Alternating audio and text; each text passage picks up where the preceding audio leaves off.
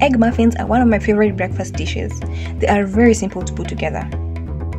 Your ingredients are anything that you have in your fridge: bell peppers, onions, ham, cheese, leftover chicken, or even cooked potatoes for all my waru lovers. To start off, crack your eggs, then add in salt, black pepper, paprika, then mix it all up.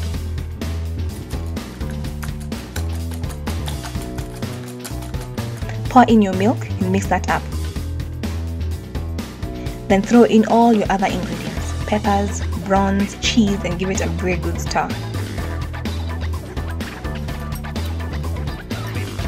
Next, prepare your baking tin by oiling it. If you don't have a muffin tin, you can easily use a sufuria. The final bit is to pour in your egg mixture halfway through so as to give it enough room to rise. Bake your egg muffins in the oven for 8 minutes at 180 degrees. And the results are amazing. They are soft, moist, tasty, and tantalizing. Ooh, enjoy!